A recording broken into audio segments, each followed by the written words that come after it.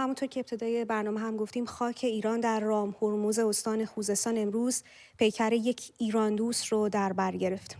ابوالفضل عابدینی نصر، خبرنگار، فعال پادشاهی‌خواه، به توصیف آشنایان و دوستانش ذره ذره بدنش نام ایران را می‌خواند، به صورت ناگهانی در سن 42 سالگی درگذشت.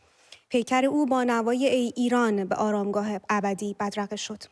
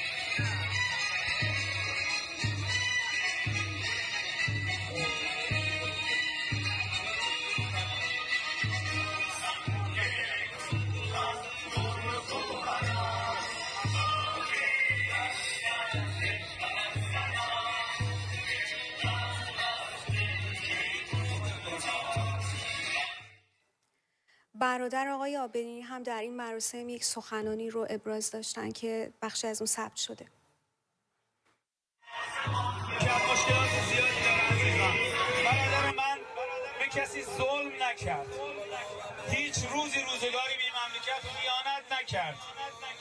من نمیتونم زیاد صحبت کنم، دست تک تکتون رو میبوسم، بزرگ کوچیک، همه عزیزان قدم گذاشتید روی چشم من از راه دوری اومدم،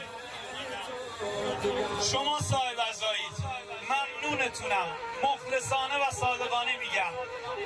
امیدوارم مشکلات هممون برطرف بشه. آرزوی ابوالفضل این بود که مردم این سرزمین شاد باشن.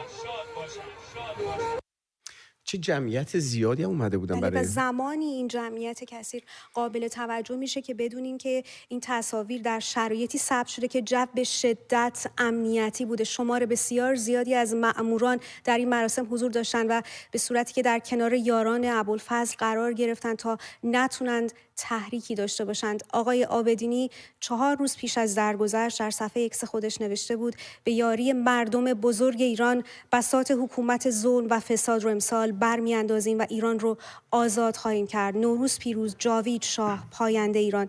ایشون در توضیح صفحه اکس خودشون نوشته بودند: پادشاهی‌خواه، خبرنگار، زندانی سیاسی سابق، در یک کلام فنا در ایران. شاهزاده رضا پهلوی هم در مطلبی که در صفحات اجتماعی خودشون منتشر کردن، ایشون رو سرشار از عشق به ایران توصیف کردن. نوشتن او سالهای جوانی خود رو در زندانهای رژیم گذراند و تا آخرین لحظات زندگی کوتاه اما با افتخار خود با تمام وجود به رهایی ایران از اهریمن جمهوری اسلامی باور داشت. راه او تا تحقق خواست و باورش ادامه خواهد یافت و نام و یادش در تاریخ مبارزات ملی ما برای همیشه جاودانه خواهد ماند. از فعالان، روزنامه‌نگاران محلی و زندانیان سیاسی سابق، در حالی که در بهت و حیرت از درگذشت ناگهانی ابوالفضل عابدینی بودند، همه به نیکی از آقای عابدینی نوشتند از کوشش‌های خستگی ناپذیر او، میهن پرستی و عشق به ایران، زمانی که ایران خواهی چنین پرطنین نبود. بسیاری از نقش ایشون در رسانه‌ای شدن خبر جان باختن ستار بهشتی در زندان نوشته بودند. اینکه ارسال اخبار زندانیان سیاسی پس از 88 بدون ایشون، این روزنامه‌نگار خستگی ناپذیر، ممکن نمیشد. خود ایشون سال 88 بازداشت و به 11 سال حبس تعزیری محکوم میشن که به دلیل عضویت در حزب پان ایرانیست به 12 سال افزایش پیدا میکنه و دردناک اینه که در طول این 12 سال از حق استفاده از مرخصی هم محروم میمونند. آخرین خواسته او اما طلب یاری از ملت ایران برای آزادی وطن و براندازی حکومت ظلم و فساد بوده. خانم روشنک آسترکی، روزنامه‌نگار که از دوستان و همرزمان ابوالفضل آبدینی بودند و به نیکی ایشون رو میشناختند. زمانی که خانم آسترکی در ایران بودند سالها با آقای آبدینی همرزم بودند و ما از ایشون درخواست کردیم که همراه ما بشن. خانم آسترکی، ابتدا لطفاً تسلیت ما رو پذیرا باشید در از دست دادن ایشون و برای ما بفرمایید که در مراسم امروز در رام هرمز چه گذشت. درود بر شما و درود به همه بینندگان. من هم تسلیت عرض می‌کنم خدمت خانواده عزیز ابوالفضل آبدینی و خدمت تمام همرزمان ابوالفضل و یارانش که همگی در شوک و در سوگ این جوان میهن‌پرست به سر میبریم. مراسم امروز خاکسپاری ابوالفضل آبدینی با تدابیر شدید امنیتی روبرو شد. مراسم او که خیلی هم به فاصله زودی پس از در این مراسم به هر حال طوری بود که خیلی از دوستان ابوالفضل و یاران ابوالفضل از شهرهای دیگه در حال حرکت بودن به سمت خوزستان که بتونن در این مراسم شرکت کنن، اما به دلیل زمان برگزاری نرسیدن به این مراسم و تعداد دیگه تونستن در این مراسم حضور پیدا بکنن.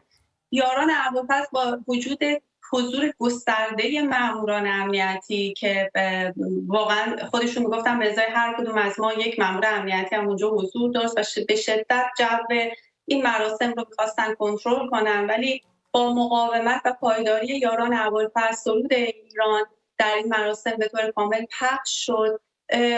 بر اساس خواست خود ابوالفضل که همیشه دوست داشت اگر روزی جانش را از دست بده با پرچم سرنگ شیر و خورشید نشان ایران و پرچم ملی به خاک سپرده بشه، یارانش تلاش کردن که ابوالفضل رو روی پیکرش پرچم شیر و خورشید بیاندازن. اون تا در همون لحظه که می‌خواستن پرچم رو باز بکنن، ماموران امنیتی به سمت اینها هجوم آوردن، پرچم ایران رو ربودند و نگذاشتن که پرچم ملی شیر و خورشید بر پیکر ابوالفضل گذاشته بشه. اما باز دوستانش تونستن یک برجک نشان ایران رو به قسمتی که قلب ابوالفضل بود روی کفنش بذارن و در هر حال ابوالفضل رو با ایران به دلیل عشق بی حدی که به ایران داشت به خاک بسپرن. یک تصویرم منتشر شده بود که گویا به نظر میرسی در شبکه اجتماعی مربوط به تصادفی بوده که ایشون در اخیراً داشتن. اطلاعاتی دارید در این خصوص شما؟ ببینید، ابوالفضل مدتی پیش در زمستان سال گذشته دچار سکته مغزی شد و تصادف کرد و اون تصاویری که میگید مربوط به اون حادثه هست و بستری شد در بیمارستان و خب از اون حادثه جان سالم به در برد، ولی متاسفانه تقدیر و سرنوشت ما این بود که در فاصله کوتاهی ابوالفضل رو برای همیشه از دست بدیم. اگر امکانش هست از فعالیت‌ها و شخصیت منحصر به فرد ایشون به توصیف دوستان ایشون بگید خانم آسترکی.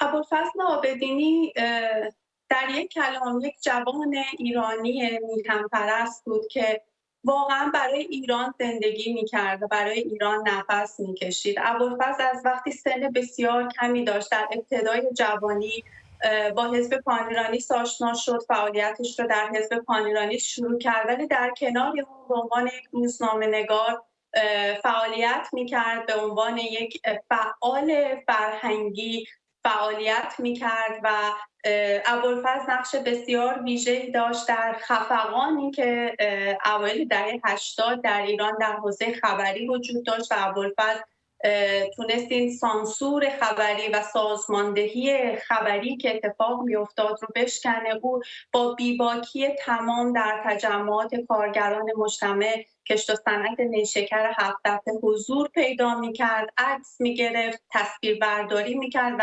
باعث شد این اعتراضات کارگری که همواره سعی میشد با سکوت خبری روبرو بشه، نه تنها در سطح کشوری بلکه در سطح جهانی بین‌المللی ابوالفضل تونست اونها رو انعکاس بده و همونجور که اشاره کردید حکم زندانی که بعد از البته بارها و بارها بازداشت‌های که ابوالفضل داشت، حکم زندانی که در نهایت در دهه 80 برای او بریده شد بعد از سرکوب‌های دهه 60 حکم کم نظیر بود از میزان طولانی بودن حکم زندانش 12 سال زندان و فشارهای به شدت شدیدی که در دوران بازجویی، اصلا از نحوه بازداشت ابوالفضل تا دوران بازجویی تا در زندان بر او وارد شد، با وجود اینکه بیماری قلبی داشت اما از رسیدگی پزشکی محروم میموند و حتی از حق مرخصی، نه مرخصی معمولی، حتی از حق مرخصی درمانی هم او رو محروم نگه می داشتند و ابوالفضل وقتی که از زندان آزاد شد بارها ما بهش گفتیم که از ایران خارج شد، چون ابوالفضل واقعا نمیتونست که بی صدا باشه. شما صفحه ایکس ابوالفضل، توییتر ابوالفضل هم ببینید از درون ایران نظرش رو شفاف مطرح میکرد و به همین دلیل هم ما بهش میگفتیم از ایران خارج شد، چون معتقد بودیم حضور فردی مثل ابوالفضل میتونه خیلی یاری دهنده باشه به جریان ملی در خارج یا داخل کشور. تا از اونجایی که در فشار شدید امنیتی بود، خب حضورش در خارج از کشور میتونه کمک کنه، ولی متاسفانه این کارو نکرد و البته دلیل اصلیش عشقی بود که به ایران داشت. اون نمیتونست بدون ایران، بدون داشته هایی که ایران بهش داده بود نمیتونست زندگی بکنه. و یک موضوعی که من دلم میخواد بهش اشاره بکنم این هست که ابوالفضل عابدینی جدای از فعالیت سیاسی که داشت، یک شخصیت بسیار موثری داشت. یعنی شخصیتی بود که واقعا کم نظیر بود، شخصیتی بدون حب و بغض نسبت به شهروندان و نسبت به حتی رقبای سیاسی یا مخالفین سیاسیش بود. و در تمام سالهایی که در زندان بود، حتی الان می‌بینیم در همین 24 ساعت دارن گواهی میدن افرادی که کاملا در تضاد سیاسی با ابوالفضل هستن که او تمام تلاشش رو میکرد که اخبار زندانیان سیاسی رو پوشش بده با هر گرایشی که هستند و واقعا چنین فعالیتی از سمت یک روزنامه‌نگار میهن‌پرست نشون میداد که او تمام اونها رو به عنوان هموطنانی میبینه که الان زیر فشارن و بعد صداشون به بیرون از زندان منتقل بشه. دست‌نوشته ها و نامه ها رو کمک میکرد که از زندان به یه شکلی بتونه خارج بکنه در ملاقات هایی که داشت با دوستان و اعضای خانواده. و به هر حال ابوالفضل تمام تلاشش رو میکرد. منتها آنچه که به نظر من مهم ما در مورد ابوالفضل عابدینی بدونیم و به اون تکیه بکنیم این هست که ابوالفضل عابدینی نماینده و نمونه از یک نسلی در ایران هست که در حال حاضر بار آزادی، مبارزات آزادی خواهانه برای آزادی میهن رو دارن به دوش میکشن. جوانانی که کودک بودن انقلاب شد، جوانانی که در جمهوری اسلامی به دنیا آمدن، بزرگ شدن، اما تصمیم گرفتن که در کنار ایران بایستن و در مقابل جمهوری اسلامی بایستن. ابوالفضل در تمام سالهایی که میتونست به عنوان یک جوان با استعداد درسش رو ادامه بده، میتونست کار کنه، میتونست ثروت و حرفه‌ای رو بیاندوزه، میتونست عاشق بشه، میتونست پدر بشه، به خاطر اینکه کنار ایران ایستاد همه این حق زندگی معمولی رو و روزمره رو هم حتی از دست داد و البته تا لحظه آخر پشیمان نبود از این موضوع. ابوالفضل عابدینی نمونه‌ای هست از تمام جوانانی که بدون اینکه دنبال نام و نان باشن، بدون اینکه دنبال شهرت باشن، بدون اینکه به دنبال گرفتن فاند یا ورود به باندهای مختلف در درون جمهوری اسلامی و جناحینش یا حتی در درون اپوزیسیون جمهوری اسلامی باشن، نجیبانه برای ایران مبارزه میکنن. و همونجوری که الان من خودم با این موضوع برخورد کردم، خیلی ها اصلا اونها رو دقیق نمیشناسن، صرفا به عنوان یک زندانی سیاسی اسمشون رو شنیدن و اینها دارن شبانه روز در ایران مبارزه میکنن، جانشون رو، جسمشون و چشمشون رو در مقابل تمام این سرکوب‌ها سپر میکنن تا آزادی میهن رو ببینن. و من واقعا علاقه دارم به عنوان دوست ابوالفضل، به عنوان همرزم ابوالفضل، به عنوان کسی که ابوالفضل رو میشناخت، آرزوی من در این لحظه‌ای که با تمام وجود سوگوار ابوالفضل هستم این هستش که ما به زودی آزادی میهن رو ببینیم تا بدونیم این جانهای عزیز، این جوانان رعنا و برومندی که از دست دادیم، این از بین رفتن این جوانان بیهوده نبوده و میهن آزاد شده و اونها قطعا در اون لحظه شادمانی کنار همه شهروندان ایران خواهند. خیلی ممنون از حضور شما خانم روشنک آسترکی.